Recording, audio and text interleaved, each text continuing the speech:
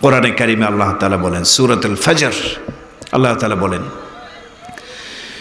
وَجِيءَ يَوْمَئِذٍ بِجَهَنَّمَ يَوْمَئِذٍ يَتَذَكَّرُ الْإِنسَانُ يَوْمَئِذٍ يَتَذَكَّرُ الْإِنسَانُ وَأَنَّى لَهُ الذِّكْرَى الله أكبر। আল্লাহ রাব্বুল আলামিন কোরআনে হাকিমে বলেন, কিয়ামতের ময়দানে উদাসীন মুমিন মুসলমান যারা সুযোগ থাকার পরও নেক আমল করে নাই, গুনার কাজ বেশি বেশি করেছে, নামাজের আজান হয়ে গেছে কিন্তু এদের খবর ছিল না, উদাসীন, মসজিদে নামাজ পড়ার জন্য হাজির হয় নাই, ওয়াজ মাহফিলের আয়োজন হয়েছিল, সুযোগ পর্যাপ্ত পরিমাণে থাকার পরও এরা ওয়াজ মাহফিলে আসে নাই, নেক আমলে এরা অগ্রগামী হয় নাই, খারাপ কাজের দিকে এরা অগ্রগামী ছিল। এই লোকগুলোকে গুনার কারণে যখন জাহান্নামে নিক্ষেপ করা হবে, জাহান্নাম দেখার পর এরা আফসোস করবে আর বলবে, ইয়াকুলু ইয়া লাইতানি কদ্দামতু লিহায়াতি, ইয়াকুলু ইয়া লাইতানি কদ্দামতু লিহায়াতি। আফসোস করবে আর বলবে, হায় আফসোস, কেন আমরা দুনিয়াতে থাকা অবস্থায় কিছু নেকি সঞ্চয় করে আসলাম না, কেন আমরা দুনিয়াতে থাকা অবস্থায় নেকের কাজ করে আসতে পারি নাই। আফসোস করবে আর বলবে, হায় আফসোস, কদ্দামতু লিহায়াতি। এভাবে আফসোস করবে। আর এক শ্রেণীর মানুষ আছে, আল্লাহ বলেছেন, আর আফসোস করবে আর নিজের হাতকে, নিজের হাতের আঙ্গুলিগুলোকে মুখের মধ্যে নিয়ে দাঁত দিয়ে কামড়াবে, আফসোস করবে আর কামড়াবে, নিজের হাতের আঙ্গুলগুলো নিজের দাঁত দিয়ে কামড়ে কামড়ে ছিঁড়ে ফেলবে আর বলবে, ইয়া লাইতানি ইত্তাখাযতু মা'আর রাসূলি সাবিলা, ইয়া ওয়াইলাতা লাইতানি লাম আত্তাখিয ফুলানান খলিলা। আফসোস করবে আর বলবে, হায় আফসোস, কেন আমি দুনিয়াতে অমুক লোকটারে, বদমাইশ লোকটারে কেন বন্ধু বানিয়েছিলাম। ওই বন্ধু আমাকে ওয়াজ মাহফিলে আসতে দেয় নাই, নামাজ পড়তে দেয় নাই, গান বাজনার দিকে ওই বন্ধু আমাকে নিয়ে গিয়েছে, নগ্নতা, উলঙ্গপনা, বেহায়াপনার দিকে, মদ পানের দিকে, জুয়া খেলার দিকে, হারামের দিকে আমাকে ওই দুষ্ট বন্ধুটাই নিয়ে গিয়েছিল। আফসোস, হাত কামড়াবে আর আফসোস করবে আর বলবে, ইয়া ওয়াইলাতা লাইতানি লাম আত্তাখিজ ফুলানান খলিলা। অমুক লোকটাকে যদি আমি বন্ধু হিসেবে দুনিয়াতে গ্রহণ না করতাম, তাহলে তো আমি নেক কাজের দিকে এগিয়ে যেতাম। সুবহানাল্লাহ। বলেন, সেদিন আফসোস করে কি কোনো লাভ হবে? আরো জোরে বলেন, লাভ হবে? কোনো লাভ নেই। এই জন্য সেদিন যেন আফসোস করতে না হয়, আমাদেরকে দুনিয়াতে থাকা অবস্থায় কিছু নেকির কাজ করা দরকার। কি বলেন, ঠিক না? এই যে যারা এতক্ষণ পর্যন্ত আছেন, মুসলিম শরীফের হাদিস অনুযায়ী যারা এখানে থাকবে, আল্লাহ তাদের জিন্দেগির গুনাহগুলো মাফ করে দেবে। সুবহানাল্লাহ। এটা খারাপ না ভালো? আল্লাহ শেষ পর্যন্ত থাকার তৌফিক দিয়েছেন। আরেকবার শুকরিয়া আদায় করি, আলহামদুলিল্লাহ। আরো জোরে সোরে বলি, আলহামদুলিল্লাহ। যারা আসে নাই মাহফিলে, তাদের কানে একটা আওয়াজ পৌঁছায় দেওয়া দরকার, তোমরা না আসলে কি হবে, মাহফিল আজকে সফল। কি বলেন, ঠিক না? এই এলাকায় নাস্তিক মুরতাদও অনেকে থাকতে পারে, মাহফিল পছন্দ হয় না, আছে নাকি এরকম কিছু লোক? মাদ্রাসা মসজিদের বিরুদ্ধে সব সময় থাকে, আছে না কিছু লোক? আছে এলাকায়। তো তাদের কানে একটা তাকবীরের আওয়াজ পৌঁছায় দিতে চায়। নারায়ে তাকবীর, আল্লাহু আকবার, একটা স্লোগান হবে এখান থেকে, এরপর আলোচনাটা স্টার্ট হবে। একজন যুবক দাঁড়ায়, যত শরীরে শক্তি আছে, জোরে সোরে নারায়ে তাকবীর, আল্লাহু আকবার, আল কোরআনের আলো ঘরে ঘরে জালো, একটা তাকবীর হবে। আমরা সবাই তার সাথে তাকবীরের আওয়াজে সুর মিলাবো, এত জোরে আওয়াজ হবে, এই এলাকায় যদি কোনো নাস্তিক মুরতাদ আর বেঈমান থাকে, তার কান পর্যন্ত যেন আল্লাহু আকবারের তাকবীরের আওয়াজ পৌঁছে যায়, ওর আরামের ঘুম যেন হারাম হয়ে যায়। পারবো না ইনশাআল্লাহ? দেখি তো একজন ইমানি পাওয়ারওয়ালা যুবক দাঁড়ায়া একটা তাকবীর ধ্বনি দাও পারলে। এই যুবক নাই এলাকায়? জোরে জোরে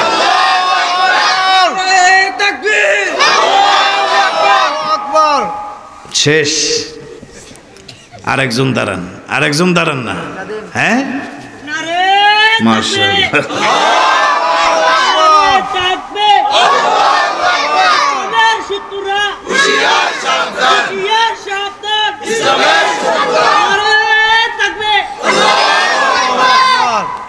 মাশাআল্লাহ, আপনাদের কণ্ঠে বুঝে গেছে আওয়াজ আছে। শেষ পর্যন্ত এই আওয়াজটুকু থাকবে তো ইনশাআল্লাহ? আল্লাহ কবুল করে নেন, বলেন আমিন। আর জোরে সরে বলেন আমিন। কোনো কথা নেই, একটা সাউন্ডও হবে না, অল্প সময় আলোচনা হবে, বাকি কথাগুলো বুঝতে হবে। সরাসরি কোরআন থেকে আমরা আলোচনাটুকু শুনতে চাই, করতে চাই। কি বলেন? যেন আমাদের এই শ্রম, এই কষ্ট, ঢাকা থেকে আসা, আপনাদেরও আরামের ঘুম হারাম করে এখানে বসাটা যেন সার্থক হয়। কি বলেন, ঠিক না? অল্প সময় কথা হবে, বাকি জরুরি কথা মনোযোগ সহকারে শুনতে হবে। এমন একটি আয়াত আপনাদের সম্মুখে তেলাওয়াত করেছি, সূরাতুজ জুমারের 53 নম্বর আয়াত। একজন মানুষের জীবন পরিবর্তনের জন্য এই একটি মাত্র আয়াত যথেষ্ট। সুবহানাল্লাহ বলেন। এই আয়াতটি জাদুকরী শক্তি সম্পন্ন একটি আয়াত।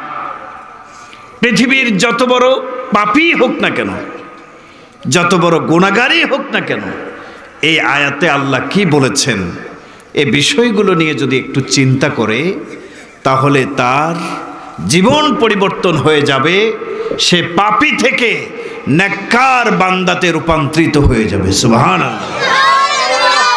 কারণ এই আয়াতে কারিমাটি এমন একটি আয়াত, আল্লাহ রাসূল সাল্লাল্লাহু আলাইহি সাল্লামের যুগে এই আয়াতটি নিয়ে চিন্তা ফিকির করার পরে অনেক বড় একজন পাপী, একজন খুনি, তিনি এই আয়াত নিয়ে চিন্তা করার পরে এই খুনি থেকে তার জীবনটা পরিবর্তন হয়ে যায়। সাধারণ কোনো খুনি ছিলেন না, অনেক বড় মারাত্মক আকারের খুন করেছেন, বড় খুন করেছেন। তার জীবনটা পরিবর্তন হয়ে যায়। রাসূলের জীবদ্দশায় আল্লাহ রাসূলের কাছে এসে এই খুনি কালিমা পড়ে মুসলমান হয়ে যায়। সুবহানাল্লাহ। তাহলে এই আয়াত যদি একজন খুনির জীবন পরিবর্তন করে খুনি থেকে তাকে সাহাবীর মর্যাদায় উন্নীত করতে পারে, তো আপনি আমি এখানে যারা আছি আমরা কেহই, আমার মনে হয়, খুনের আসামি না। কি বলেন, ঠিক না? নাকি প্রত্যেকেই 2-4টা করে খুন করছি? কি বলেন? হ্যাঁ, আমরা গুনাহ করি, চোখের গুনাহ, জবানের গুনাহ, কিছু গুনাহ আমাদের থেকে হয়, কিন্তু খুনের মতো এত বড় পাপ তো আমরা করি নাই। খুন করা কি ছোট গুনাহ না কবিরা গুনাহ? এই তোমরা 4-5 জন কোনো কথা বলবা না, রাজি আছো? তোমাদের ঠিকঠাক বলার দরকার নাই, চুপ করে তোমরা শুনবা। তোমাদের ইমানের পাওয়ার আর স্পিড অনেক বেশি, তো ঠিক না? তোমাদেরকে সময় মতো কাজে লাগবে, বোঝো নাই? যখন জেহাদের ময়দান আসবে তোমাদের মতো ছেলে পেলের দরকার আছে সেখানে। আপাতত আজকের জন্য চুপ থাকো, কেমন? এই কোনো কথা নাই, বাচ্চারা রাজি আছো তো ইনশাআল্লাহ? কোনো কথা নেই, ইনশাআল্লাহ কয় না। যাক, আলহামদুলিল্লাহ বলেন। ছোট ছোট বাচ্চারা যে এখনো বসে আছে, এদের জন্য আমরা দোয়া করি, আল্লাহ এক একজন ছোট বাচ্চাকে যেন ইসলামের মর্দে মুজাহিদ হিসেবে কবুল করে নেন। মনোযোগ আছে তো? আমার দিক তাকান। একজন খুনির জীবন পরিবর্তন হয়ে গেছে আয়াত লক্ষ্য করে, চিন্তা করে, ফিকির করার পরে তার জীবন পরিবর্তন হয়ে যায়। খুনি থেকে এই ব্যক্তি সাহাবী হওয়ার মর্যাদা লাভ করে। সুবহানাল্লাহ। তাহলে খুনির জীবন যদি পরিবর্তন হতে পারে, আমরা তো খুন করি নাই, ছোটখাটো গুনাহ অনেক করেছি, আমাদের জীবনও ইনশাআল্লাহ এই আয়াতে কি আছে তরজমা তাফসির বুঝলে আমি 100% আশাবাদী আমাদের প্রত্যেকের জীবন পরিবর্তন হয়ে যাবে ইনশাআল্লাহ। এজন্য জীবন পরিবর্তনের নিয়তে কথাগুলো শুনবেন, প্রত্যেকটা কথা দামি। কোন সেই খুনি যার জীবন পরিবর্তন হলো? তিনি খুনি থেকে সাহাবী হলেন। ইতিহাসটা কি? কাকে খুন করেছিলেন, কেন খুন করেছিলেন? এই যে অনেকগুলো প্রেক্ষাপট সামনে চলে আসছে। এই আয়াত পড়ার পরে, বোঝার পরে একজন খুনির জীবন পরিবর্তন হয়, সাহাবী হয়ে যান তিনি। তো এই খুনি ব্যক্তির নাম কি ছিল, কেন তিনি খুন করেছিলেন, খুনের ঘটনাটা কি জানতে হবে আপনাকে আমাকে। কিভাবে তার জীবন পরিবর্তন হয়ে গেল এই বিষয়টাও যদি আমাদের সামনে দৃশ্যমান থাকে, তাহলে আমাদের জীবনকে আমরা পরিবর্তন করতে পারবো। এই কথাগুলো বোঝার জন্য একটু সময় দিতে হবে। রাজি আছেন? আপাতত 20 মিনিট সময় চাচ্ছি, দিতে রাজি আছেন তো ইনশাআল্লাহ? খুব মনোযোগ। আমি কোনো গতানুগতিক আলোচনা করি না। 1.5 ঘন্টা 2 ঘন্টা বয়ান করে গেলাম, সুর দিলাম, গান গাইলাম, গজল গাইলাম। আমিও গজল পারি আলহামদুলিল্লাহ, কিন্তু ওয়াজে আমি গজল গাই না। কেন? রাত বাজে 12টা, এখন আপনি গজল গান মানে? অনেক বক্তা আবার আজান দেয়, রাত বাজে 12টা এনে আজান শোনায়। একটা আজান দিলে লম্বা টান দিয়ে যদি দেয় 10 মিনিট সময় যায়, তার মানে এই 10 মিনিট সে খাইলো, ভিতরে মাল নাই তো, কোরআন হাদিস নাই, আজান দিয়ে সময় কাটায়। ঠিক কি ঠিক না? কোরআন হাদিস বুঝতে হবে। এখানে প্রত্যেকটা সেকেন্ড আমাদের দামি। এখানে না এসে যদি আমরা ঘুমাতাম, ঘুমের মধ্যেও ইবাদতের সওয়াব আল্লাহ তাআলা লিখে দিতেন। তাহলে আমাদের সময়ের দাম আছে। ঠিক কি ঠিক না? আমার ভাইয়েরা খেয়াল করেন, এই খুনি ব্যক্তিকে কাকে খুন করলেন, খুনের ঘটনাটা কি একটু খেয়াল করেন। আল্লাহ রসুল সাল্লাল্লাহু আলাইহি সাল্লাম হিজরত করে মক্কা থেকে মদিনাতে আসলেন। ইসলামে অনেকগুলো যুদ্ধ সংগঠিত হয়েছে। ইসলামের প্রথম যুদ্ধের নাম কি বলেন তো একজন? বলেন বলেন না, আপনারাও বলেন। ইসলামের প্রথম যুদ্ধের নাম কি? বদরের যুদ্ধ। বলেন সবাই। সংক্ষিপ্ত কথা, বদরের যুদ্ধে, বদরের প্রান্তরে সাহাবায়ে কেরাম এক পাশে দাঁড়ালেন, আরেক পাশে কাফের মুশরিক বেঈমানরা দাঁড়ালেন। কাফেরেরা খুব খুশি, সংখ্যায় অনেক বেশি, অস্ত্রে শস্ত্রে অনেক বেশি। মুসলমানরা মাত্র 313, অস্ত্র শস্ত্র মোটেও নাই, ভাঙ্গাচোরা লাঠি সুটা নিয়ে মুসলমানরা আসছে। মুসলমানরা কখনোই অস্ত্রের মুখাপেক্ষী ছিল না। অস্ত্রের মাধ্যমে মুসলমান বিজয় অর্জন করে নাই। ইসলামের ইতিহাসে যতগুলো যুদ্ধ হয়েছে, অনেক যুদ্ধে মুসলমানরা বিজয় লাভ করেছে ঈমানী শক্তির বিনিময়ে। সুবহানাল্লাহ। অস্ত্রের শক্তির সামনে একটা শক্তি আছে, যেই শক্তির সামনে অস্ত্র কাজ করে না, ঈমানী শক্তি। ঠিক কি ঠিক না? আজকে মুসলমানদের ঈমান দুর্বল হয়ে গেছে। ঈমানী শক্তি বৃদ্ধি করতে হবে। যদি আমরা পারি, পৃথিবীর কোন শক্তি নাই মুসলমানদেরকে দমিয়ে রাখে। ঠিক কি ঠিক না? বদর যুদ্ধ শুরু হলো।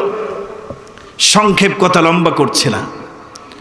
মুসলমানদের পক্ষ থেকে ময়দানে অবতীর্ণ হলেন হযরতে হামজা, শেরে খোদা, আল্লাহর সিংহ, আসাদুল্লাহ যাকে বলা হয়, আল্লাহর সিংহ। তার নাম কি? হযরতে হামজা। বলেন না, কি নাম? হযরতে হামজা। আমার ভাইয়েরা, হযরতে হামজার হাতে এই যুদ্ধে তিনজন টাটকা কাফের, মোটা তাজা কাফের মারা যায়, নিহত হয়, জাহান্নামী হয়। কয়জন কাফের? উতবা, একজনের নাম কি? একজনের নাম শাইবা। বলেন, আপন ভাই উতবা, তার ভাই শাইবা, আর উতবার ছেলে ওয়ালিদ ইবনে উতবা। ওয়ালিদ নাম কি? কয়জন মারা যায় হামজার হাতে? 3 জন মারা যায়। হযরতে হামজার তরবারির সামনে এই 3 কাফের টিকতে পারে নাই, কচু কাটা হয়ে 3 জনেই জাহান্নামী হয়ে যায়। কার তরবারের আঘাতে মারা যায়? হযরতে হামজার। এই যে উতবা, শাইবা, ওয়ালিদ ইবনে উতবা 3 জন মারা গেল। উতবার মেয়ে নাম হলো হিন্দা। উতবার মেয়ের নাম কি? এই যুদ্ধে যে কাফেররা আসছে, কাফেরদের প্রধান নেতা, নেতৃত্ব যে দিয়েছিলেন আবু সুফিয়ান, এই আবু সুফিয়ানের স্ত্রী হিন্দা, হিন্দার বাবা উতবা, হিন্দার চাচা সাইবা, হিন্দার আপন ভাই ওয়ালিদ ইবনে উতবা, তিনজন মারা যায়। কার হাতে? হযরতে হামজার হাতে। কথা বুঝতেছেন আমার? কার হাতে মারা যায়? যুদ্ধ শেষ, তুমুল যুদ্ধ হয়েছিল, ঘটনা সব বলার সময় নেই। মুসলমানদেরকে আল্লাহ বিজয় দান করলেন, সুবহানাল্লাহ বলেন। কাফেররা লজ্জিত হয়ে ফিরে গেল, পরাজয়ের গ্লানি নিয়ে মক্কায় ফিরে আসলো। মুসলমানরা মদিনাতে বিজয়ের বেশে ফিরে আসলো, সুবহানাল্লাহ। কাফেররা এখান থেকে যাওয়ার পরে লজ্জিত, অনুতপ্ত, লাঞ্ছিত হয়ে গেছে, মুসলমানদের হাতে মার খেয়ে চলে আসছে। তাদের মধ্যে প্রতিশোধের আগুন দাউ দাউ করে জ্বলতে লাগলো। হিন্দা, আবু সুফিয়ানের স্ত্রী হিন্দা, তার বাবা, চাচা এবং ভাই ওয়ালিদ ইবনে উতবা, এই তিনজনেই তো হামজার তরবারের আঘাতে মারা গেছে বদরের প্রান্তরে। এই হিন্দার অন্তরে প্রতিশোধের আগুন দাউ দাউ করে জ্বলতে লাগলো। আমার ভাইয়েরা, এর 1 বৎসরের মাথায় ইসলামের দ্বিতীয় যুদ্ধ সংগঠিত হলো, উহুদের যুদ্ধ। নাম কি? আর জোরে বলেন। উহুদের প্রান্তরে ইসলামের দ্বিতীয় যুদ্ধ সংগঠিত হলো। উহুদের প্রস্তুতি চলছে, কাফেরদের মধ্যেও প্রস্তুতি চলছে, কথাবার্তা হচ্ছে। ওদিকে মদিনাতে মুসলমানদের মধ্যেও আলোচনা হচ্ছে উহুদ যুদ্ধের প্রস্তুতি নিয়ে। কাফেরদের মধ্যে আবু সুফিয়ান কাফের নেতা, তার স্ত্রী হিন্দা কাফেরদের মজলিসে হাজির হয়ে একটা ঘোষণা করল, এ কাফেরেরা, বীর সৈনিকেরা, শোনো, আমার বাবা এবং চাচা, আমার পিতা উতবা, আমার চাচা সাইবা এবং আমার আপন ভাই ওয়ালিদ ইবনে উতবা, এই তিনজনকেই হযরতে হামজা তরবারির আঘাত করে নির্মমভাবে হত্যা করেছে বদরের প্রান্তরে। বাবা হত্যার প্রতিশোধ নেওয়ার জন্য, চাচা হত্যা এবং ভাই হত্যার প্রতিশোধ নেওয়ার জন্য আমি হিন্দা ঘোষণা করছি, উহুদের ময়দানের সামনে যুদ্ধ হবে। উহুদের প্রান্তরে গিয়ে তোমাদের মধ্যে যদি কেউ হযরতে হামজাকে হত্যা করে, আমার বাবা, চাচা এবং ভাইয়ের হত্যাকারী হযরতে হামজাকে হত্যা করে, তার কলিজাটা বুক থেকে ছিঁড়ে কলিজাটা যদি আমার হাতে এনে দিতে পারো, তাকে এই পুরস্কার প্রদান করা হবে। নাউজুবিল্লাহ বলেন। পুরস্কারের লোভে একজন দাঁড়ায় যায়, ঘটনা লম্বা করার সুযোগ নাই। একজন ব্যক্তি দাঁড়ায় যায়, নাম হলো ওয়াহশী। নাম কি? জোরে বলেন, কি নাম? ওয়াহশী দাঁড়ায় যায়। ওয়াহশী, সেও কাফের এবং সে ছিল হিন্দারি আজাদ, হিন্দারি টাকার কেনা একজন গোলাম। সে কিনে এনেছে, গোলাম কাফের। ওয়াহশী দাঁড়ায় যায়, তার মনিবাকে লক্ষ্য করে বলে, মালিক আমার, সামনে উহুদের যুদ্ধে গিয়ে আমি ওয়াদা করলাম, আমি হযরতে হামজাকে নিজ হাতে হত্যা করে তার বুক চিরে কলিজাটা বের করে এনে আপনার হাতে আমি পৌঁছায় দেব। আপনি আমাকে পুরস্কার হিসেবে কি দেবেন? হিন্দা ঘোষণা করলো, তুই তো গোলাম, গোলামের জিঞ্জির পরা আছো, যদি এই কাজটা করতে পারো সঙ্গে সঙ্গে তোমাকে আজাদ করে দেব, তোমাকে আর গোলাম হয়ে থাকতে হবে না, তুমি আজাদ হয়ে যাবে। এই আজাদ হওয়ার লোভে হযরতে হামজাকে হত্যা করে কলিজা বের করে নিয়ে আসার পরিকল্পনা অন্তরে করা শুরু করে দিল ওয়াহশী। নাম কি? এর কিছুদিন পর উহুদের যুদ্ধের ময়দান কায়েম হয়ে যায়। উহুদের প্রান্তরে মুসলমানেরা একত্রিত হয়, কাফেরদের সাথে যুদ্ধ হবে, তুমুল যুদ্ধ হবে। উহুদের প্রান্তরে যুদ্ধ শুরু হয়ে যায়, দুই পক্ষের যুদ্ধ। প্রাথমিক পর্যায়ে মুসলমানরা বিজয় লাভ করার একটা অবস্থায় চলে গেছে। মুসলমান সাহাবীরা মনে করেছে আমরা বিজয় লাভ করেই ফেলেছি। 50 জন সাহাবীকে আব্দুল্লাহ বিন জুবাইর রাদিয়াল্লাহু তাআলা আনহুর নেতৃত্বে উহুদ পাহাড়ের উঁচু টিলায় রাসূল বলেছেন, যুদ্ধ শেষ হওয়ার আগ পর্যন্ত এখানেই তোমরা থাকবা, নিচে নামবা না। যখন মুসলমানরা মনে করলো যুদ্ধ বিজয় লাভ করেছি, যুদ্ধ শেষ, আমরাই জয়ী হয়েছি, ওই দিকের 50 জন সাহাবীর মধ্যে অনেকেই নিচের দিকে গনিমতের মাল খোঁজার জন্য নিচে নেমে আসলো। আর এই সুযোগটাকে সুবর্ণ সুযোগ মনে করে কাফেরেরা উপরের দিক থেকে অতর্কিত হামলা করে মুসলমানদের উপর। এরপরে মুসলমানরা ছত্রভঙ্গ হয়ে যায়, পরবর্তীতে মুসলমানরা পরাজয় বরণ করে। একজন দুইজন সাহাবী নয়, উহুদের প্রান্তরে 70 জন সাহাবী শহীদ হয়ে যায়। সুবহানাল্লাহ বলে। ইসলামের জন্য প্রাণ দেয় 70 জন সাহাবী। তার মধ্যে সাইয়্যিদুশ শুহাদা, শহীদদের নেতা সরদার হলেন হযরতে হামজা। সুবহানাল্লাহ বলে। উহুদ যুদ্ধের ময়দানে হযরতে হামজা একটি ঘোড়ার উপরে সওয়ারি হয়ে বীর বিক্রমে যুদ্ধ পরিচালনা করছেন। আর ওদিক থেকে হিন্দার গোলাম ওয়াহশী একটা বড় পাথরের আড়াল হয়ে পিছন দিক থেকে বর্ষা তাক করে আছে। সে যখন দেখতে পেল তার শত্রু, তার মনিবা হিন্দার বাবার হত্যাকারী শত্রু হামজা ঘোড়ার উপরে সওয়ারি হয়ে এদিকে আসছে, পিছন দিক থেকে আড়াল থেকে গোপনে সে তীর নিক্ষেপ করে, বর্ষা নিক্ষেপ করে। মুহূর্তের ভিতরে হযরতে হামজা রাদিয়াল্লাহু তাআলা আনহুর বুকের নিচে পেটের উপরিভাগে বর্ষা ঢুকে পিছন দিক থেকে বেরিয়ে যায়। তিনি আর ঘোড়ার পিঠে স্থির হয়ে থাকতে পারলেন না, জমিনে পড়ে যান। আল্লাহর নবীর চাচা হযরতে হামজা, নবীজির আপন চাচা, তিনি আর সহ্য করতে পারলেন না, জমিনে পড়ে গেলেন। তিনি যখন ধরাশায়ী হয়ে গেলেন, জমিনে পড়ে গেলেন, ওয়াহশী এবার দৌড়ে এসে ছুরি দিয়ে হযরতে হামজার শরীরকে প্রথমে জবাই করলেন, এরপরে হাত আলাদা করলেন, পা আলাদা করলেন, চোখগুলোকে উপড়ে ফেললেন, মুসলা করে ফেললেন, মানে অঙ্গ প্রত্যঙ্গগুলোকে কেটে কেটে টুকরো টুকরো করে ফেললেন। এ মুসলমান, হযরতে হামজার শরীরটাকে ফেরে বুকটা চিরে কলিজাটা বের করে নিলেন। এরপরে ওয়াহশী কত বড় মারাত্মক একটা অন্যায় করলো, আল্লাহর রসুলের চাচা হযরতে হামজাকে হত্যা করে লাশের সাথে বেঈমানি করলো। টুকরো টুকরো করে বুক চিরে কলিজাটা টান দিয়ে ছিঁড়ে নিয়ে হিন্দার কাছে পৌঁছায় দিল। দেওয়ার পর সে নিঃশর্তভাবে আজাদ হয়ে যায়। এ মুসলমানেরা পরবর্তীতে কাফেরেরা এই যুদ্ধে বিজয় লাভ করে মুসলমানরা পরাজিত হয়ে যায়। 70 জন সাহাবী শহীদ হয়ে যায়। শহীদগুলোর লাশ বিভিন্ন জায়গায় উহুদ পাহাড়ের আশপাশে চিপায় পড়ে আছে। যুদ্ধ শেষ, কাফেরেরা চলে গেছে, মুসলমানরা পরাজিত হয়ে উহুদের প্রান্তরে এখন অবস্থান করছে। আল্লাহর নবী নির্দেশ দিলেন, সমস্ত শহীদান সাহাবীদের লাশগুলোকে জমা করো। এক এক করে সমস্ত শহীদদের লাশগুলোকে একত্রিত করা হলো। নবী বললেন, জানাজা নামাজ পড়ব। তবে জানাজা নামাজ পড়ার আগে আল্লাহ রসুল প্রত্যেকটা শহীদের চেহারাগুলো এক নজর করে দেখতে লাগলেন। আল্লাহু আকবার বলেন।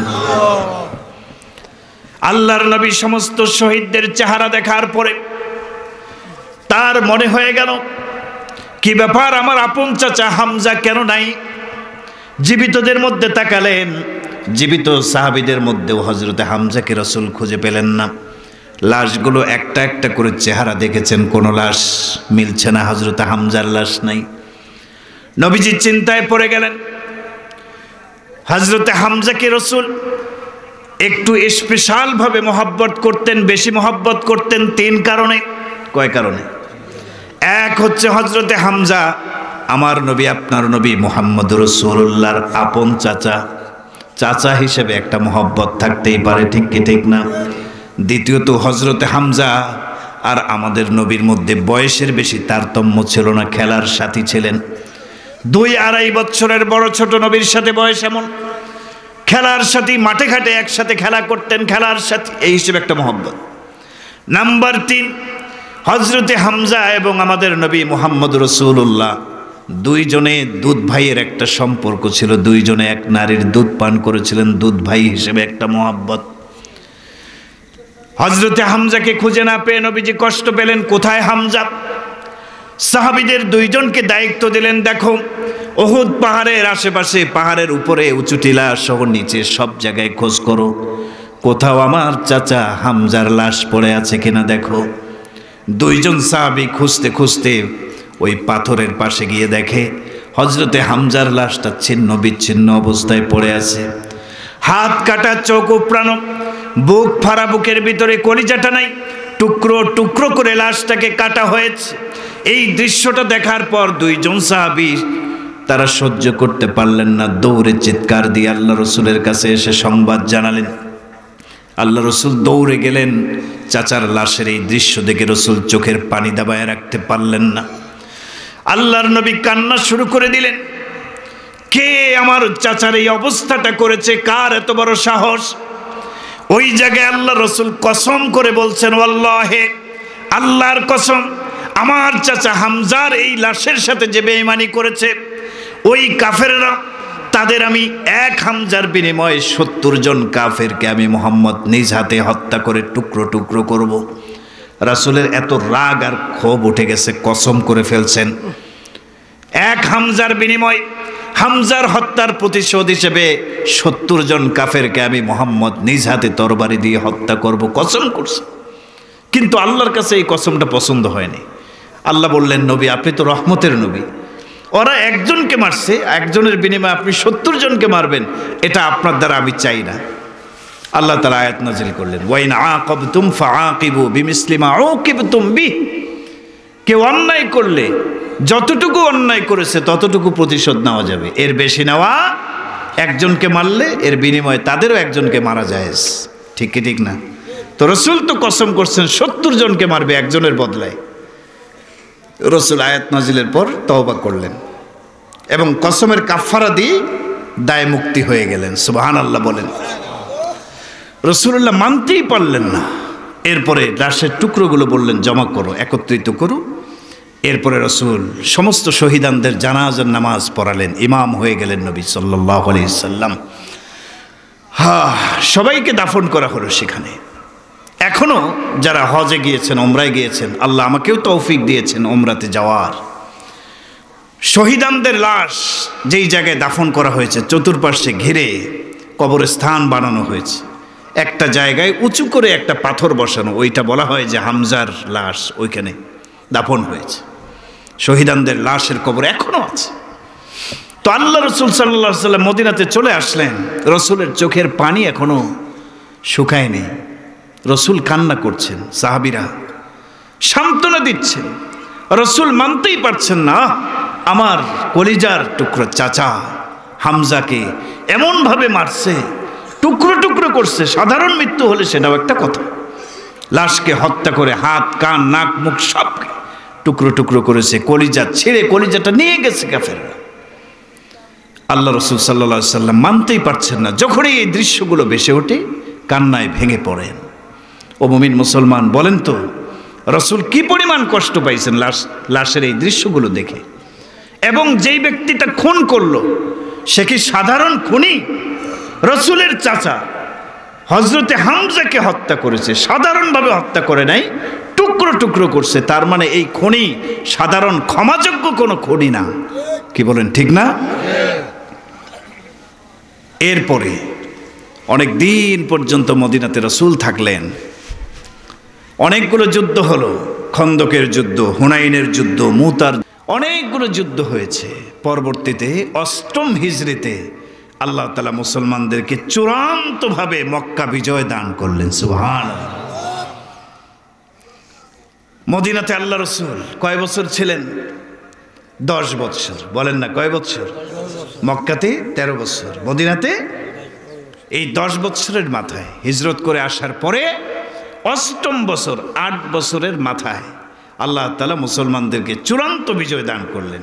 নবীজি 10,000 সৈন্যবাহিনীর জামাত নিয়ে মক্কা ঘেরাও করলেন, কাফেরদেরকে পাকড়াও করলেন এবং কোনো যুদ্ধের প্রয়োজন হয় নাই, বিনা যুদ্ধে মক্কা বিজয় করলেন। সুবহানাল্লাহ বলেন। এরপরের ঘটনাটা ইন্টারেস্টিং, খেয়াল করেন। নবীজি সাল্লাল্লাহু আলাইহি সাল্লাম মক্কা বিজয় করলেন। যারা কাফের, মুশরিক, বেঈমান এতদিন পর্যন্ত ইসলামের বিরোধিতা করেছিল, মুসলমানদেরকে কষ্ট দিয়েছিল, ওহুদের প্রান্তরে রাসূলকেও কষ্ট দিয়েছিল, দান দান মুবারক শহীদ করে দিয়েছিল, এই কাফেরেরা এখনো অনেকে আছে। তারা যখন দেখল মুহাম্মদ মক্কা বিজয় করেছে, এখন তো মক্কার সুপার পাওয়ার মুহাম্মদ রাসূলুল্লাহ সাল্লাল্লাহু আলাইহি সাল্লাম, তিনি চাইলে কাফের মুশরিক বেঈমানদের মধ্যে যারা অপরাধী তাদেরকে ধরে ধরে হত্যার নির্দেশ দিলেও দিতে পারেন, ঠিক না? ক্ষমতা এখন কার হাতে? মুসলমানদের হাতে, রাসূলের হাতে। দেখেন না বাংলাদেশের ক্ষমতা, ছাত্র জনতা যখন গণভবন ঘেরাও করছে তখন আমগো বুবু পালায় এমনভাবে চলে গেছে হেরার খবর নাই, ঠিক কি ঠিক না? ভয়ে থরথর করে কাঁপতেছিল আওয়ামী লীগ, যার যখনই শুনতে পাইছে যে নেত্রী পালায় গেছে, এলাকার ছোট নেতা, বড় নেতা, মাঝারি নেতা, কনিষ্ঠ নেতা সবগুলো থর থর থর থর করে কাঁপা শুরু করছে, ঠিক কি ঠিক না? আল্লাহর নবী যখন মক্কা বিজয় করলেন ওই সময়ে বড় বড় অপরাধী কাফেরেরা থর থর থর থর করে কাঁপতেছিল, না জানি মুহাম্মদ যদি আগের জুলুম নির্যাতনগুলোর প্রতিশোধ নেয় তাহলে আমাদের কল্লা চলে যাবে, ভয়ে কাঁপতেছে। আল্লাহ রাসূল সাল্লাল্লাহু আলাইহি সাল্লাম সান্ত্বনার বাণী শোনায় দিলেন, এ কাফেরেরা তোমরা ভয় পেও না, আজকে আমি তোমাদের উদ্দেশ্যে বলবো লা তাসরিবা আলাইকুমুল ইয়াউম, আজকে তোমাদের উপরে কোনো জুলুম হবে না, ধরপাকড় হবে না, আমি মুহাম্মদুর রাসূলুল্লাহ নিঃশর্তভাবে সবাইকে ক্ষমা করে দিলাম। সুবহানাল্লাহ, রাসূল মাফ করে দিলেন। রাসূলের এই সুন্দর চরিত্র প্রতিশোধ নিলেও নিতে পারতেন, কিন্তু মাফ করে দিয়েছেন। এই সুন্দর চরিত্র দেখে মক্কা বিজয়ের পরে কাফেরেরা আর বসে থাকে নাই, দলে দলে এসে কালিমা পড়ে রাসূলের হাতে মুসলমান হয়ে গেছে। সুবহানাল্লাহ, সূরা নাসরের মধ্যে আল্লাহ বলেছেন, ইযা জাআ নাসরুল্লাহি ওয়াল ফাত ওয়া রাআইতান নাসা ইয়াদখুলুনা ফি দীনিল্লাহি আফওয়াজা, দলে দলে এসে ইসলাম গ্রহণ করছে কাফেরেরা এই ঘটনার পরে। এরপরে আল্লাহ রাসূল সাল্লাল্লাহু আলাইহি ওয়াসাল্লাম তিনি সাহাবীদেরকে পাঠাচ্ছেন, ছোটবেলায় যাদের সঙ্গে চলাফেরা উঠা বসা হয়েছিল এখনো কালিমা পড়ে মুসলমান হন নাই, সাহাবীদেরকে তাদের কাছে পাঠাচ্ছেন, ওই লোকগুলোকে নিয়ে আসো তাড়াতাড়ি, এখনো কেন মুসলমান হয় না? একে একে করে সবাই আসতেছে, আল্লাহ রসুলের সামনে এসে কালিমা পড়ে মুসলমান হয়ে যাচ্ছে, কিন্তু এখনো পর্যন্ত রসুল একজনকে পাননি, খুঁজে পাননি। তিনি হলেন হযরতে হামজার হত্যাকারী ওয়াহশী, এখনো আসে নাই, কালিমা পড়ে মুসলমান হন নাই। সব কাফেররা আসতেছে, কালিমা পড়ে মুসলমান হচ্ছে, কিন্তু ওয়াহশী যে রাসূলের চাচাকে উহুদের প্রান্তরে টুকরো টুকরো করে হত্যা করে ফেলেছে, এই ওয়াহশী এখনো আসে নাই। আমার নবী, আপনার নবী কত বড় রহমতের নবী, নবীর যেখানে প্রতিশোধ নেওয়ার কথা প্রতিশোধ না নিয়ে উল্টো রসুল খোঁজ নিচ্ছেন, এই সবাই আসতেছে ইসলাম গ্রহণ করতেছে, ওয়াহশী কোথায়, সে কেন ইসলাম গ্রহণ করে না? সুবহানাল্লাহ বলবেন না? সুবহানাল্লাহ, কত বড় রহমতের নবী আমাদের নবী। আল্লাহর নবী দুইজন সাহাবীকে দায়িত্ব দিলেন, মক্কার অলিতে গলিতে খোঁজ নিয়ে দেখো কোথায় আমার চাচা হামজার হত্যাকারী ওয়াহশী, তার কাছে গিয়ে বলো আল্লাহ রসুলের কোনো রাগ নাই, কোনো ক্ষোভ নাই, তোমাকেও মাফ করে দিয়েছেন, এ কথা বলো। আমি মুহাম্মদ চাই ওয়াহশী এসে যেন কালিমা পড়ে মুসলমান হয়ে যায়। দুইজন সাহাবী খোঁজ করা শুরু করলেন, খুব খেয়াল করে খোঁজ করার পরে দেখলেন কোথাও মক্কার অলিতে গলিতে ওয়াহশী নাই। শুনতে পেলেন সংবাদ মাধ্যমে ওয়াহশী মক্কা বিজয়ের দিনেই পালিয়ে এখান থেকে 120 কিলোমিটার দূরে তায়েফে গিয়ে বসবাস শুরু করছে। কোথায় গেছে? যেমন আমগো বুবুজান কোথায় গেছে? ইন্ডিয়াতে গেছে, ঠিক না? ইন্ডিয়াতে গেছে। ও মুমিন মুসলমান, ওয়াহশী পালায়ে গেছে। বলেন তো কেন পালায়ে গেছে?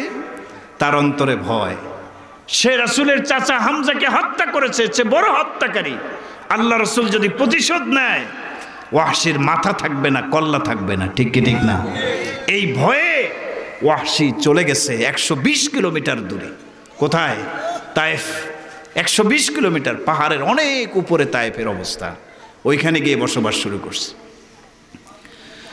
এই দুইজন সাহাবী আল্লাহ রসুলের কাছে এসে বললেন, ওগো নবীজি, আপনার চাচার হত্যাকারী ওয়াহশী সে তো মক্কায় নাই, 120 কিলোমিটার দূরে তায়েফের মধ্যে গিয়ে বসবাস শুরু করে দিয়েছে।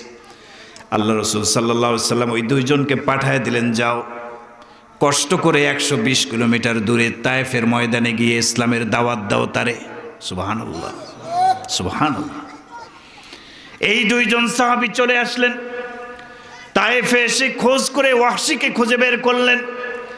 এরপর তার সামনে ইসলাম পেশ করলেন। মুহাম্মদুর রাসূলুল্লাহ তোমাকে ইসলাম গ্রহণ করতে বলেছেন, যদি তুমি ইসলাম গ্রহণ করো তোমাকে রাসূল মাফ করে দেবে। এই কথা বলার পর ওয়াহশী বললেন, না না না, তোমাদের মুখের কথা আমি বিশ্বাস করব না। আমি ইসলাম গ্রহণ করলে আল্লাহ আমাকে মাফ করে দিবে এটা আমি মানি না, বিশ্বাস করি না।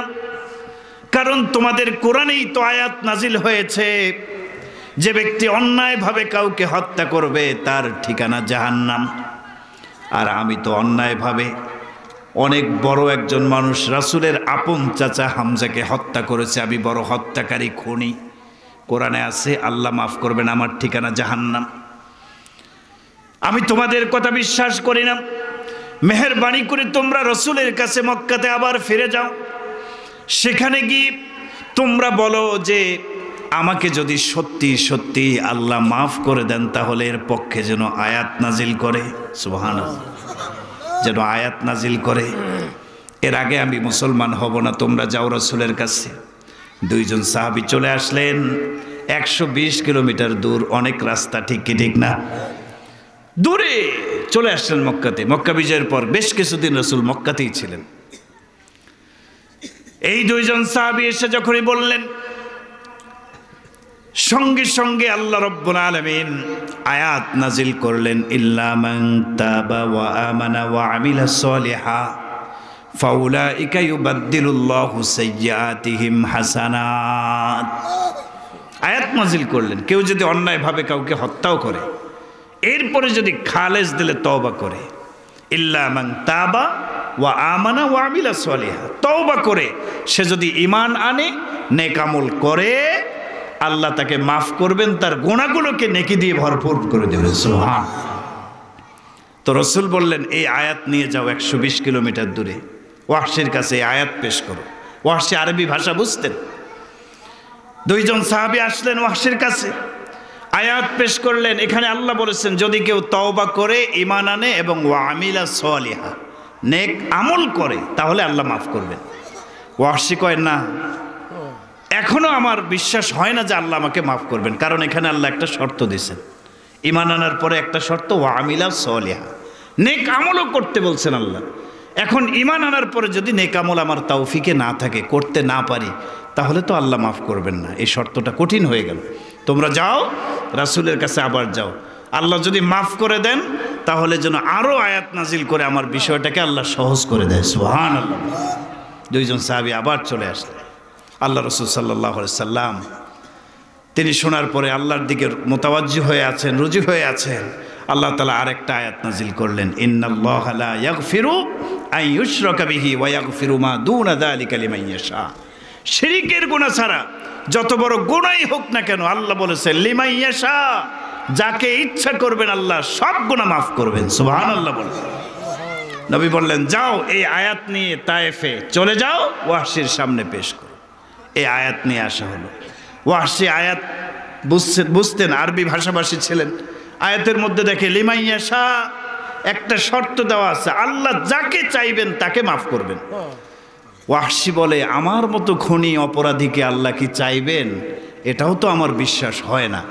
যাও রাসূলের কাছে গিয়ে বলো, আল্লাহ যদি আমাকে মাফ করে আরো সহজ যেন করে দেয় বিষয়টা। সুবহানাল্লাহ।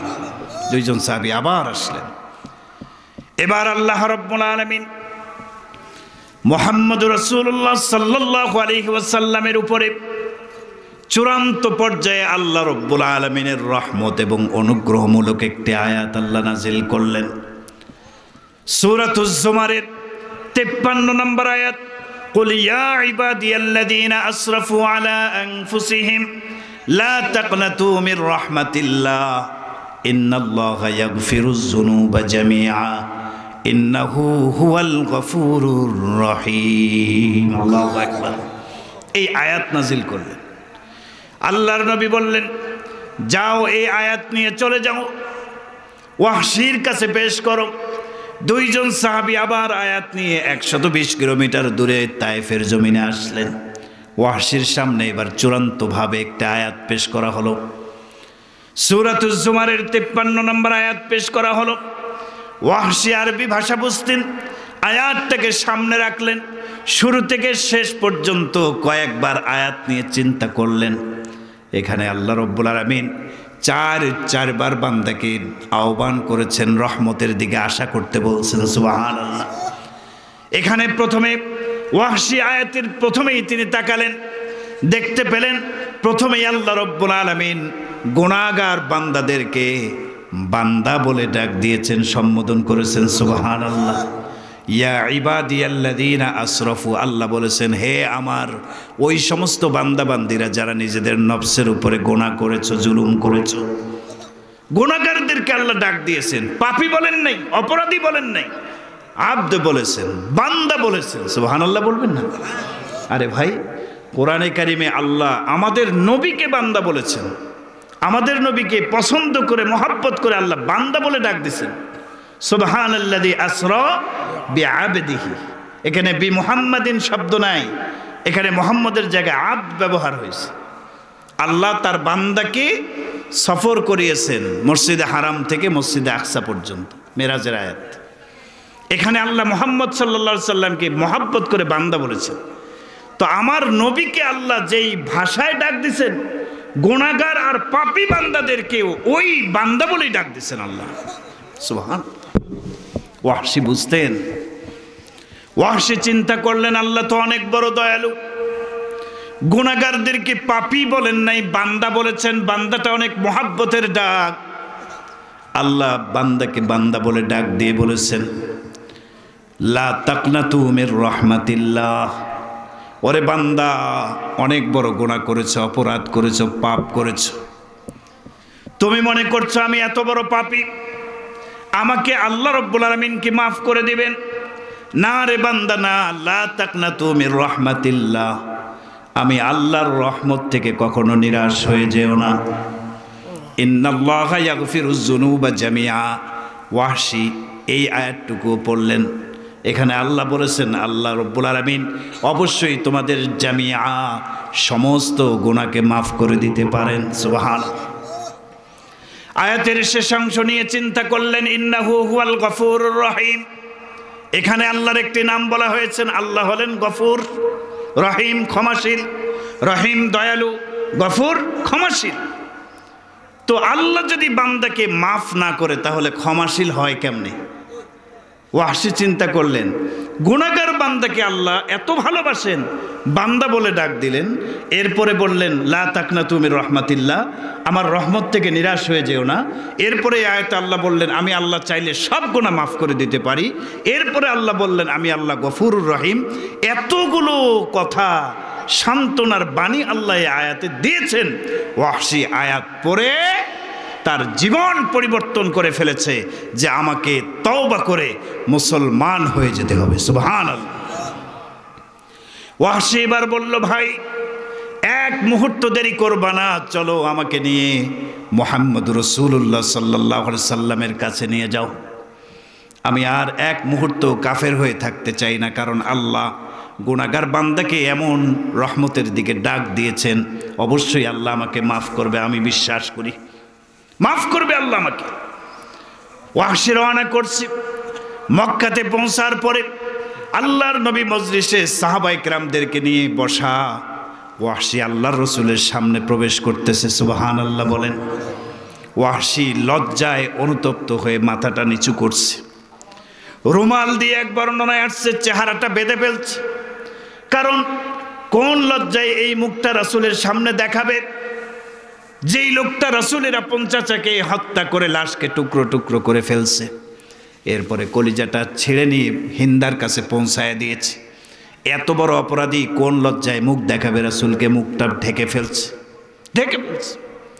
হযরত ওমর দেখে চিনে ফেলছে এটা ওয়াহশি, হামজার হত্যাকারী ওয়াহশি।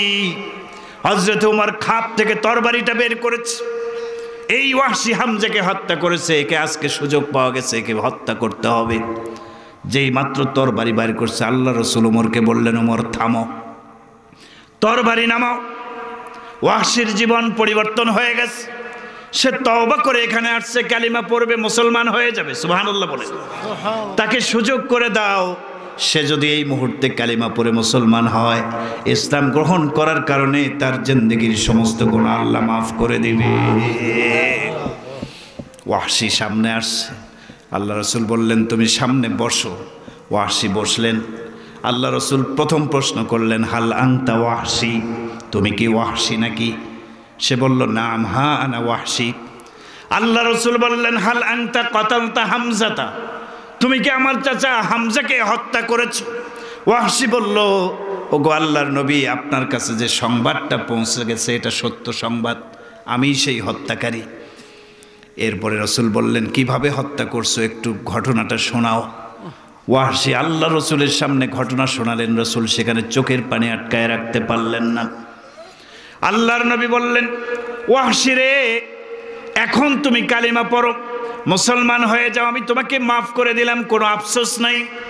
ওয়াহশী কালিমা পড়ে মুসলমান হয়ে গেলেন। আল্লাহর নবী বললেন, ওয়াহশী রে, তোমার কাছে একটা আমার আবেদন, তুমি যতদিন বেঁচে থাকবা, আমি যতদিন নবী বেঁচে থাকব, আমার সামনে কোনোদিন চেহারা খোলা রাখা অবস্থায় তুমি আসবা না। কারণ তোমার চেহারাটা আমি যখনই দেখব, আমার চাচার লাশের কথা, টুকরোর দৃশ্যগুলো আমার চোখের সামনে ভেসে উঠবে, আমি সহ্য করতে পারি না।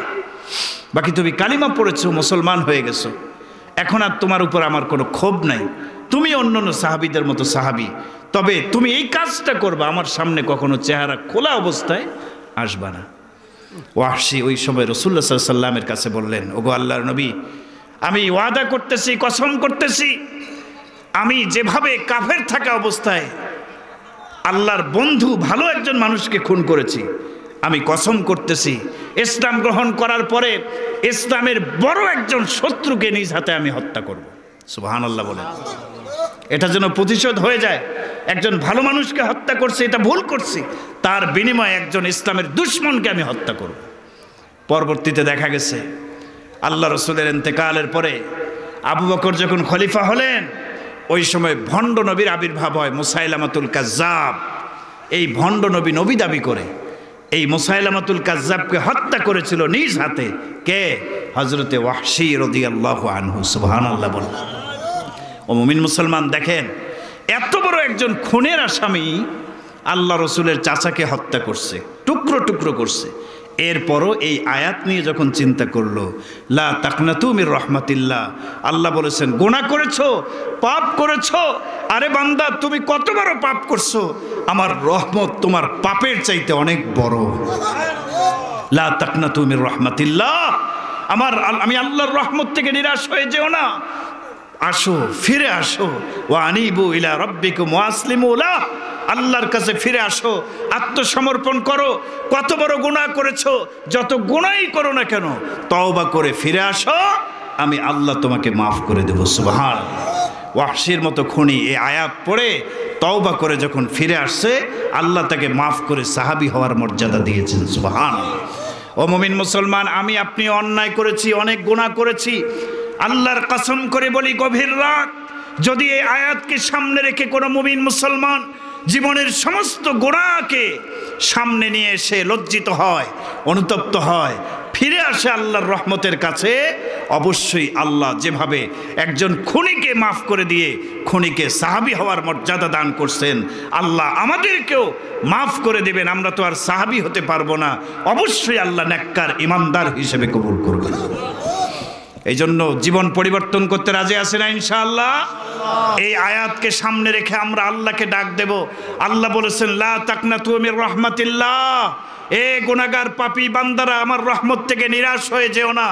আল্লাহর রহমতকে সামনে রেখে আশা নিয়ে আমরা আল্লাহকে একটা ডাক দেই। সবাই বলেন আল্লাহ, আরো জোরে মোহাব্বত নিয়ে বলেন আল্লাহ। আমরা ভুল করেছি, বলেন, জীবনে অনেক গুনাহ করেছি, জীবনে অনেক নাফরমানি করেছি, আয় আল্লাহ আমাদেরকে মাফ করে দেন। আমরা ফিরে এসেছি, তওবা করছি, খালেস দিলে তওবা করছি, আমাদেরকে মাফ করে দেন। সবাই বলেন আমিন। এই যে একটা তওবা করলাম, আল্লাহ রসুল বলেছেন আত্তাইবু কামাল্লা জাম্বালা, তওবাকারী ব্যক্তি ওই ব্যক্তির মতো কেমন যেন তার জীবনে কোনো গুনাহ নাই। আত্তাইবু মিনাজ জামবি কামাল্লা জামবালা, গুনাহ থেকে তওবাকারী ব্যক্তি এমন কেমন যেন তার জীবনে কোনো গুনাহই আর বাকি নাই, সব আল্লাহ মাফ করে দিয়েছেন। সুবহানাল্লাহ। অন্য আয়াতে আল্লাহ বলছেন গুনাহ তো মাফ করে দিবেনই, ফাউলাইকা ইউবাদদিলুল্লাহু সাইয়্যাতিহিম হাসানাত, আল্লাহ গুনাহগুলোকে পরিবর্তন করে নেকি দিয়ে ভরপুর করে দেবেন। সুবহানাল্লাহ। তো আমরা চাই না আল্লাহ আমাদের গুনাহগুলো মাফ করে দেন, গুনাহগুলোর জায়গায় নেকি দিয়ে ভরপুর করে দেন, চাই কি না? এই যে তওবা করেছি এটার বিশ্বাস আল্লাহর প্রতি রাখতে হবে, আল্লাহ আমাকে আজকে মাফ করে দিয়েছেন। এখন আপনার আমার দায়িত্ব হলো জীবন পরিবর্তন করে ফেলা।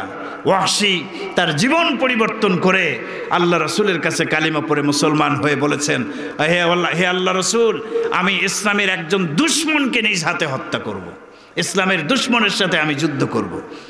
অতএব আপনি আমি তওবা করে ফিরে এসে নিয়ত করতে হবে যতদিন পর্যন্ত বেঁচে থাকবো আল্লাহর নাফরমানি করব না, ইসলামের পক্ষে থাকবো ইনশাআল্লাহ। কারা কারা রাজি আছেন আল্লাহু আকবার বলে হাতগুলো উঁচু করেন, আল্লাহু আকবার বলেন। আল্লাহ আমাদের সবাইকে মাফ করে দেন, আমিন। ইসলামের পক্ষে থাকার তৌফিক দান করেন। ও মুমিন মুসলমান, এই তওবা করলে আল্লাহ তওবাকারীর উপরে এত খুশি হন। কোনো ব্যক্তির মৃত্যুটা যদি তওবার হালতে হয় তাহলে কিতাবের বর্ণনা দ্বারা স্পষ্ট প্রমাণ পাওয়া যায়, তওবার হালতে যদি কারো মৃত্যু হয় সে কনফার্ম জান্নাতি। সুবহানাল্লাহ বলেন। তওবার হালতে যদি কারো মৃত্যু হয়, 5 মিনিট সময় দিতে রাজি আছেন? 12:30 বাজার 6 মিনিট বাকি, 5 মিনিট 6 মিনিট সময় দিতে রাজি আছেন? তওবার হালতে যদি মৃত্যু হয় বলছি নিশ্চিত সে কি জান্নাতি। তওবার হালতে থাকবো কিভাবে? রাসূল শিক্ষা দিয়েছেন। রাসূল হাদিসের মধ্যে আসছে, নবীজি বলেন আমি প্রতিদিন 70 বারের বেশি তওবা ইস্তেগফার করি। আল্লাহ রাসূলের জীবনে কোনো গুনাহ ছিল? তারপরও এত বেশি তওবা ইস্তেগফার করতেন। তাহলে আপনি আমি প্রতিনিয়ত গুনাহ করি, নাফরমানি করি, কত বেশি তওবা ইস্তেগফার করা দরকার। এজন্য সব সময় তওবা ইস্তেগফার। যখনই গুনাহ হয়ে যাবে নিয়ত করব আগামীকাল থেকে, যেহেতু আল্লাহ আজকে তওবার ওসিলায় মাফ করে দিছে, প্রকাশ্যে কবিরা সগীরা কোনো গুনাহ করব না। নিয়ত করলাম তো ইনশাআল্লাহ। এরপরও যদি গুনাহ হয়ে যায় সাথে সাথে তওবা নামক হাতিয়ার ব্যবহার করব। তওবা করব, আবার নিয়ত করব আর কোনো গুনাহ করব না। এভাবে প্রতিদিন যদি আপনি বারবার তওবা করেন, রাত্রে ঘুমালেন, ঘুমানোর আগে তওবা করে ঘুমালেন, ঘুমের ঘরে যদি মৃত্যু হয় বলা হয় তওবার হালতে মৃত্যু হয়েছে, আপনি জান্নাতি। ফজরের নামাজের পরে তওবা ইস্তেগফার করলেন, এরপরে কিছুক্ষণ পরে মারা গেলেন, তওবা করার সাথে সাথে সব গুনাহ মাফ। তওবার পরে আপনি মারা গেলেন, নিষ্পাপ অবস্থায় মারা গেলেন, গুনাহ নাই, গুনাহ তো তওবার ওসিলায় মাফ হয়ে গেছে। তাহলে তওবার হালতে মৃত্যুবরণ করলে জান্নাতে যাওয়া যায়। বনি ইসরাইলের এক যুবক ছিল, অন্যায় অপকর্মে লিপ্ত, মানুষ অতিষ্ঠ হয়ে গেছে, এই ছেলেটা এত বড় বদমাইশ। অনেক সময় এলাকার মধ্যে কিছু দুষ্ট ছেলে থাকে, ওই একটা দুষ্ট ছেলের কারণে আরো 10টা দুষ্ট ছেলে, আরো 10টা যুবক খারাপ হয়ে যায়, ঠিক না? তো একজন যুবক বনি ইসরাইলের অপকর্মে লিপ্ত ছিল, মানুষ অতিষ্ঠ হয়ে হাত পা বেঁধে তাকে এক জঙ্গলের মাঝখানে ফেলায় দিয়ে রেখে চলে আসছে। ওর মতো যুবক এলাকায় না থাকাই ভালো। বাস এই যুবক হাত পা বাঁধা অবস্থায় জঙ্গলের ভিতরে অবস্থান করছে। 1 দিন 2 দিন 3 দিন পার হয়ে যায়। আল্লাহ রাব্বুল আলামিন মুসা আলাইহিস সালামের উপরে ওহী নাজিল করলেন, মুসা অমুক জঙ্গলে যাও, সেখানে গিয়ে দেখো আমার একজন ওলির লাশ পড়ে আছে, আমার একজন ওলির লাশ, গোসল হয় নাই, জানাজা হয় নাই। তুমি নবী মুসা সেখানে যাও, পাশের গ্রামের লোকদেরকে নিয়ে সেখানে গিয়ে জানাজার ইমামতি করাও। সুবহানাল্লাহ, সে আমার ওলি মারা গেছে, যাও। হযরতে মুসা আলাইহিস সালাম এলাকার লোকদেরকে সঙ্গে করে নিয়ে জঙ্গলের ভিতরে প্রবেশ করলেন। প্রবেশ করে দেখতে পেলেন কোথাও আল্লাহর ওলির কোনো লাশ নাই। খুঁজতে খুঁজতে একটা লাশ পাওয়া গেল, যুবকের লাশ, হাত পা বাঁধা। এলাকার মানুষগুলো তো যুবকরে চেনে, যুবক হলো বদমাইশ, খারাপ চরিত্র, খারাপ প্রকৃতির যুবক। তার খারাপ অপকর্মের কারণে অতিষ্ঠ হয়ে হাত পা বেঁধে এখানে তারা ফেলায় রেখে গেছে, সে মারা গেছে। সে তো আর আল্লাহর ওলি না। এলাকার মানুষ তো দেখে বলে, আরে এর কি আল্লাহর ওলি, এত দুষ্ট, আমাদের এলাকার, হাত পা বেঁধে আমরাই রেখে গেছি। মুসা আলাইহিস সালাম বলেন না, আল্লাহ বলেছেন সে আল্লাহর ওলি। এলাকার লোকজন বলে না, হতেই পারে না, আমরা নিজেরাই সাক্ষী সে আল্লাহর ওলি না, সে সবচেয়ে খারাপ বদমাইশ যুবক ছিল। মুসা আলাইহিস সালাম প্যাঁচ লেগে গেল। আল্লাহ বলেছেন আমার ওলির লাশ আছে, এই এতগুলো মানুষ বলতেছে সে আল্লাহর ওলি না। মুসা আলাইহিস সালাম আল্লাহর সাথে কথা বলতেন, সরাসরি নেটওয়ার্ক, মন চাইলে আল্লাহকে ডাক দিয়ে আল্লাহর সাথে কথা বলতে পারতেন। মুসা আলাইহিস সালাম আল্লাহর কাছে ফরিয়াদ করলেন, কথা বলা শুরু করলেন, আল্লাহ আপনি বলেছেন আমার একজন ওলির লাশ সেখানে আছে, খুঁজে কোনো ওলিকে পেলাম না, একজন যুবকের লাশ পেলাম। এলাকার এতগুলো মানুষ বলতেছে সে তো আল্লাহর ওলি না, তাহলে আপনি তো বলছেন আল্লাহর ওলি, কি ব্যাপার? আল্লাহ রাব্বুল আলামিন বলেন, মুসা রে, এলাকার লোকজন যা বলছে সব সত্য, ঠিক আছে।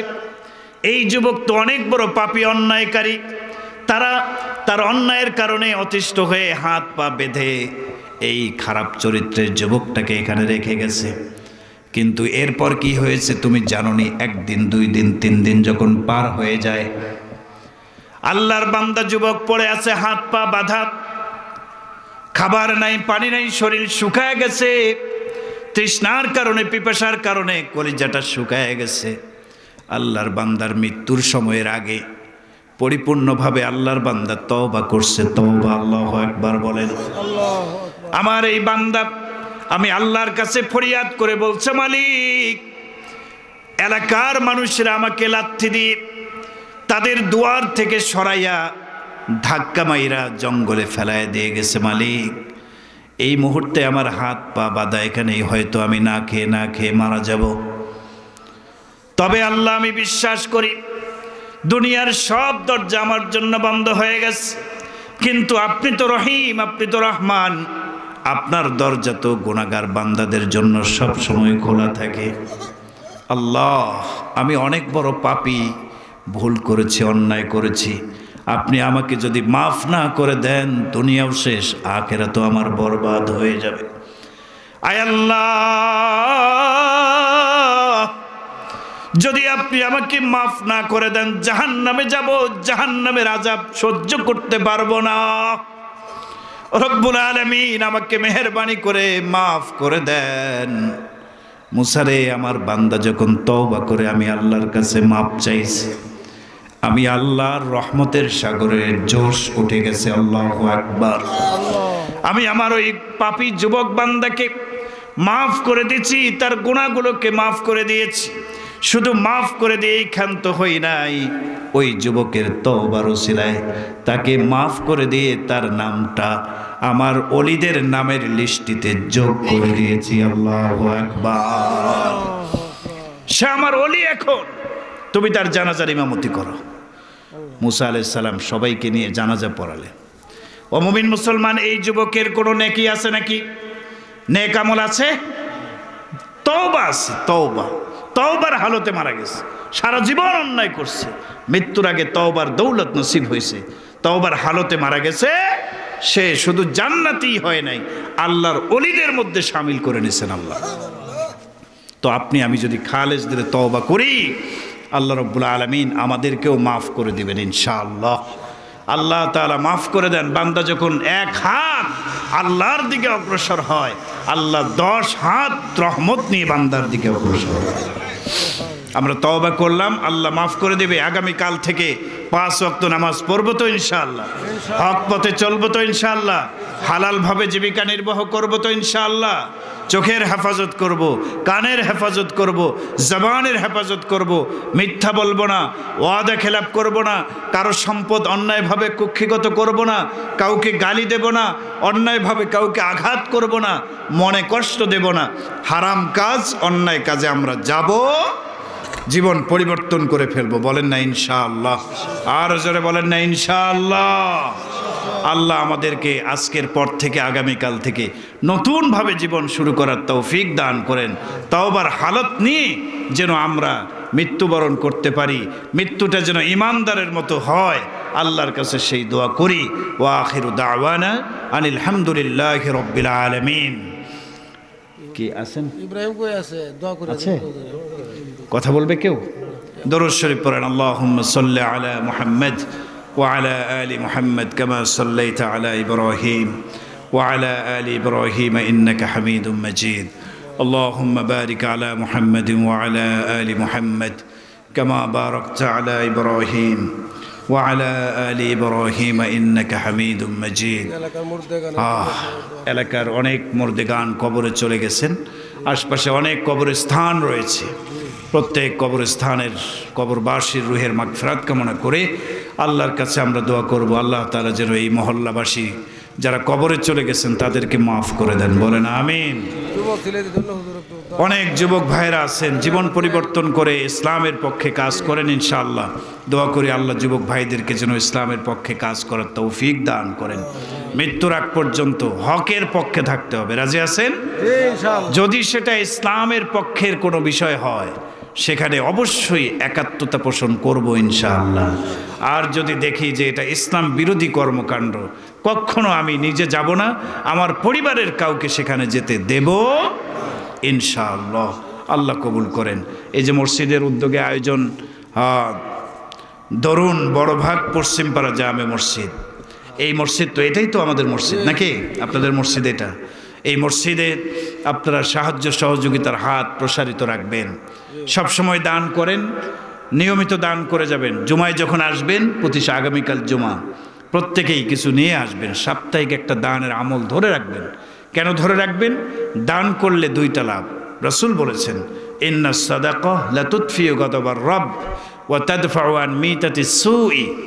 দান সাদাকার একটা লাভ হলো, দান করলে আল্লাহ রব্বুল আলামিনের রাগ আর গোসাগুলো সব পানি হয়ে যায়, আল্লাহ মাফ করে দেন। এক নম্বর লাভ।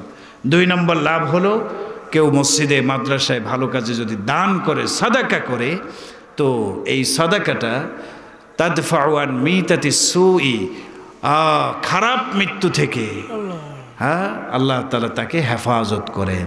দানের ওসিলায় অপমৃত্যুর হাত থেকে আল্লাহ বাঁচায়। কিসের হাত থেকে বলেন? অপমৃত্যু। অপমৃত্যু মানে? অপমৃত্যু মানে কি? আরে বলেন না। হঠাৎ করে অ্যাক্সিডেন্ট করে মারা যাওয়া, পানিতে ডুবে আগুনে পুড়ে মারা যাওয়া নাকি অপমৃত্যু? এগুলা অপমৃত্যু আর খারাপ মৃত্যু আমরা বলি, কিন্তু এগুলি মুমিনের জন্য অপমৃত্যু না।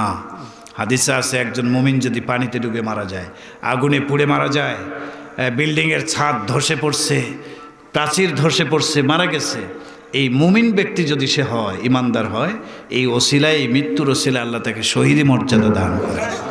তাহলে এগুলো তো খারাপ আর অশুভ মৃত্যু হতে পারে, অপমৃত্যু হতে পারে। অপমৃত্যু মানে খারাপ মৃত্যু। দুনিয়ার সবচেয়ে খারাপ মৃত্যু হলো একজন মুসলমানের সন্তান, একজন মুমিন যদি বেঈমান অবস্থায় মারা যায়, বেঈমান ইমান হারা হয়ে কবরে যায়, মারা যায়, এই মৃত্যুটা সবচেয়ে অপমৃত্যু আর খারাপ মৃত্যু। এর চাইতে অপমৃত্যু দুনিয়াতে আর নাই। তো দানের ওসিলায় এই অপমৃত্যুর হাত থেকে আল্লাহ বাঁচাবে। আপনি যদি দানশীল হন, দানশীল ব্যক্তিদের এই অপমৃত্যু হবে না, বেঈমান অবস্থায় মারা যাবে না। রাসূল বলেছেন ঈমানের হালতে মারা যাবে। সুবহানাল্লাহ। তো আমরা এই মসজিদ মাদ্রাসা এলাকায় এগুলোতে দান সহযোগিতা করব, সাদাকা করব ইনশাআল্লাহ। আল্লাহ তাআলা আমাদেরকে ইসলামের সাথে থাকার তৌফিক দান করেন। আলহামদুলিল্লাহি রাব্বিল আলামিন। والعاقبة للمتقين والصلاة والسلام على أشرف الأنبياء والمرسلين وعلى آله وأصحابه أجمعين. ربنا ظلمنا أنفسنا وإن لم تغفر لنا وترحمنا لنكونن من الخاسرين. ربنا فاغفر لنا ذنوبنا وكفر عنا سيئاتنا وتوفنا مع الأبرار. রব্বুল আলামিন গভীর রাত, অনেক মানুষেরা ঘুমের ভিতরে আছে। আপনার কিছু বান্দা, কিছু বান্দি গভীর রাত পর্যন্ত আয় আল্লাহ কোরআনের আলোচনা শুনলাম, কোরআনের আলোচনা করলাম। মেহেরবানি করে মাওলা আমাদের আজকের মাহফিলকে কবুল করে নেন রব্বুল আলামিন। আজকের এই মাহফিলের ওসিলায় যারা হাত তুলেছি, আমাদের জিন্দেগির গুনাহগুলো মাফ করে দেন। আয় আল্লাহ, জীবনে অনেক গুনাহ হয়ে গেছে, অনেক নাফরমানি হয়ে গেছে। আয় আল্লাহ ভুল করেছি, নফসের উপরে জুলুম করেছি, অবিচার করেছি। আয় আল্লাহ খালেস দিলে তওবা করতেছি, মাওলা আমাদেরকে মাফ করে দেন। আয় আল্লাহ আর জেনে বুঝে কোনো গুনাহ করব না, আর নাফরমানি করব না। এবারের মতো আমাদের জিন্দেগির গুনাহগুলো মাফ করে দেন রব্বুল আলামিন। এখানে অনেকে আছে যাদের বাবা কবরে চলে গেছেন, যাদের মা কবরে চলে গেছেন, বাবা মা হারা সন্তান। আয় আল্লাহ বাবা মা আমাদের জন্য অনেক কষ্ট করে গেছেন, না খেয়ে না পরে আমাদেরকে খাওয়াইছেন, আমাদেরকে পড়াইছেন। আয় আল্লাহ অনেক কষ্ট করে আমাদেরকে মানুষ বানাইছেন। আজকে আমাদের অনেকের অনেক টাকা পয়সা, গাড়ি বাড়ি, অনেক কিছু আছে, কিন্তু জনম দুঃখী বাবা মা দুনিয়াতে নাই। আয় আল্লাহ কেমন আছে বাবা মা কবরে জানি না, বাবা মাকে মাফ করে দেন, বাবা মার কবরকে জান্নাতের বাগান বানায় দেন। রব্বির হামহুমা কামা রব্বায়ানি সগীরা, আল্লাহুম্মা রব্বির হামহুমা কামা রব্বায়ানি সগীরা। রব্বুল আলামিন এই এলাকার মধ্যে অনেক মুরব্বিয়ান ইকরাম ছিলেন, আজকে নাই, কবরের মেহমান হয়ে গেছেন। আয় আল্লাহ এই এলাকায় যতগুলো কবর আছে, এর আশপাশে যতগুলো কবরস্থান আছে, আয় আল্লাহ প্রত্যেক কবরস্থানের প্রত্যেক কবরবাসীর কবরের আযাব মাফ করে দেন, প্রত্যেকটা কবরকে জান্নাতের বাগান বানায় দেন।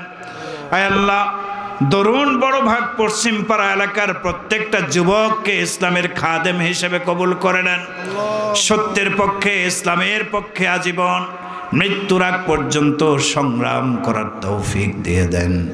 ইয়া আল্লাহ মুরব্বী বাবাজিদেরকে মাফ করে দেন, হায়াত বাড়ায় দেন। আয় আল্লাহ মাসুম বাচ্চাদেরকে নিয়ে হাত উঠাইছে, রব্বুল আলামিন যার হাতকে পছন্দ মনে হয় তার হাতের ওসিলায় সবাইকে মাফ করে দেন। ইয়া আল্লাহ আপনি তো বলেছেন লা তাকনাতু মির রাহমাতিল্লাহ, এ বান্দা বান্দিরা আমার রহমত থেকে নিরাশ হয়ে যেও না। ইয়া আল্লাহ আপনার রহমতের দিকে আশা রেখে হযরতে হামজা রাদিয়াল্লাহু তাআলা আনহুর খুনি হযরতে ওয়াহশীর জীবন পরিবর্তন হয়ে গেছে। ইয়া আল্লাহ খুনি থেকে সাহাবিয়াত দান করেছেন। ইয়া আল্লাহ আমরাও তওবা করছি, আমাদের জীবনটাকেও পরিবর্তন করে দেন। ইয়া আল্লাহ আমাদেরকেও মুখলেস ইমানদার পরিপূর্ণ মুত্তাকি হিসেবে কবুল করে নেন রব্বুল আলামিন। অনেক তালিবুল ইলম এখানে আছেন, আয় আল্লাহ ইব্রাহিম ভাই সহ আরো অনেকেই এলাকায় পড়াশোনা করছে।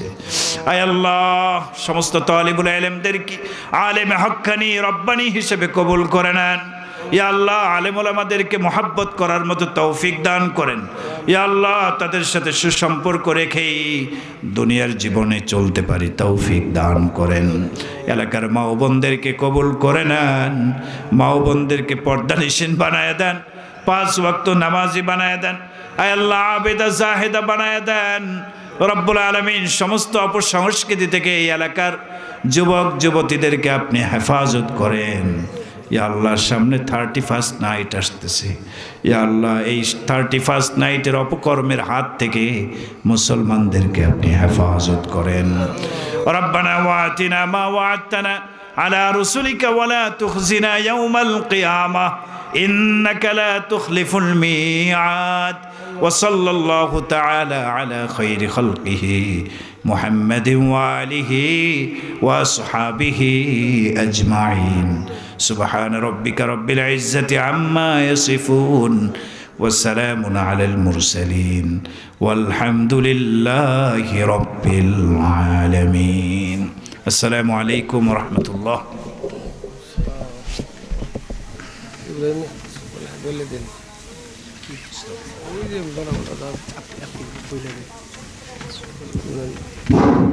সম্মানিত মুহতারাম হাজরিন,